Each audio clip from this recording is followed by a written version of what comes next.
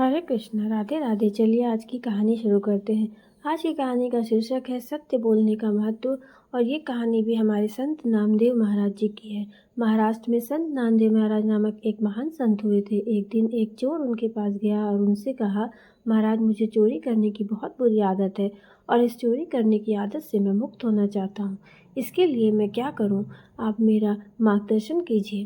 नामदेव महाराज ने कहा, तुम किसी भी परिस्थिति में सदैव सत्य ही बोलना। उस चोर ने उनको बहुत बहुत धन्यवाद दिया और फिर वो वहाँ से चला गया। संत नामदेव महाराज जी से मिलने के बाद उस चोर को मार्ग में उस देश का राजा मिल गया।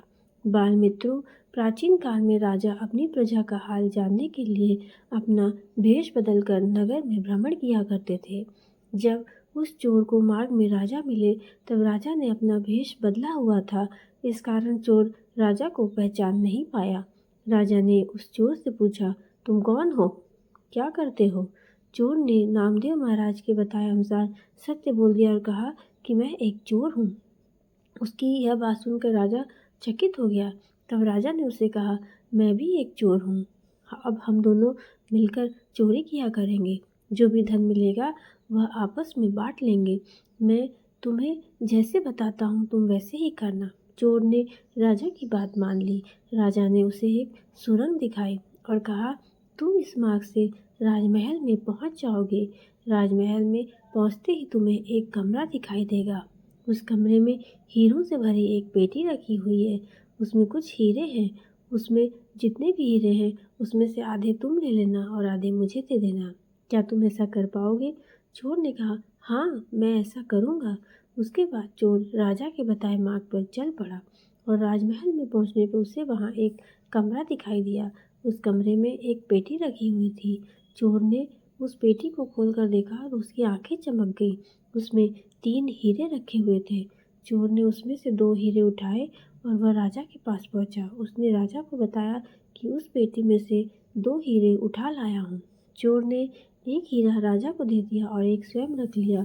उसके बाद दोनों वहाँ से चले गए। अगले दिन सुबह राजा ने उस चोर को पकड़कर लाने के लिए सैनिकों को आदेश दिया। सैनिक चोर को पकड़कर राजमहल में ले आए। राजा ने अपने मंत्री को हीरों की पेटी लाने का आदेश दिया।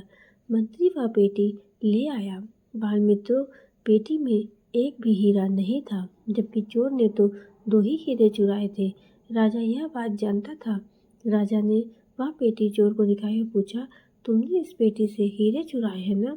चोर ने कहा, हाँ महाराज, मैंने इस पेटी से हीरे चुराए हैं। इस पेटी में 3 हीरे थे, उसमें से मैंने 2 हीरे चुराए, क्योंकि चोरी किए हुए हीरों को मुझे अपने साथी के साथ 2 समान भागों में बांटना भी था। 3 हीरों के समान भाग नहीं हो सकते थे, इसलिए मैंने 2 ही हीरे उठाए और एक इसी पेटी में छोड़कर चला गया। राजा को पता था कि चोर सच बोल रहा है। राजा ने चोर की ईमानदारी स्वयं अनुभव की थी। राजा समझ गया तीसरा हीरा मंत्री ने चुराया होगा। उसने सैनिकों को आदेश दिया कि मंत्री की जांच की जाए। सैनिकों ने जब मंत्री की जांच की तब उसके पास से तीसरा हीरा मिल गया। राजा ने मंत्री को कारागृह में डाल दिया और चोर को अपना मंत्री बना लिया। राजा के मुंह से यह बात सुनकर चोर तो चकित ही रह गया। वह समझ नहीं पा रहा था कि अब वह क्या करे। वह दौड़ते दौड़ते संत नामदेव महाराज जी के पास चला गया। राजा भी उसके पीछे पीछे चला आया। नामदेव महाराज जी के पास पहुंचते ही चोर ने उनके चरणों में गिर पड़ा। उसकी आंखें अश्रुओं से भर गईं और अश्रुओं की धारा बहने लगी। वह कुछ बोल ही नहीं पा रहा था। ऐसा सम्मान आज तक उसे कभी अपने जीवन में नहीं मिला था। राजा चोर के पीछे पीछे आया था। वह सामने का दृश्य देख रहा था। राजा को वहां देखकर चोर ने स्वयं को संभाल लिया। उसने राजा को बताया, संत नामदेव महाराज ने मुझे सत्य बोलने के लिए कहा था। उनकी आज्ञा का पालन करते हुए मैंने केवल सत्य ही बताया, जिसके फलस्वरूप मुझे आपने ये मंत्री पद दे दिया। मैंने महाराज जी का उपदेश पाकर केवल एक रात सच बोला तो मुझे इतना बड़ा लाभ हुआ। यदि मैं जीवन भर सत्य बोलता रहूं और संत नामदेव महाराज जी की सेवा करता रहूं तो मेरे जीवन का तो उद्धार ही हो जाएगा। बच्चों, सत्य कभी नहीं छिपता। यदि आप सत्य के पक्ष में हो और लाखों लोग भी आपके विरुद्ध हो जाएं तो आपका कोई कुछ नहीं बिगाड़ पाएगा। इस कहानी से हमें सीख मिलती है कि सदैव सत्य बोलना चाहिए। तो हमारी कहानी यहीं पे समाप्त होती है। मैं आशा करती हूँ आपको ये कहानी अच्छी लगी होगी।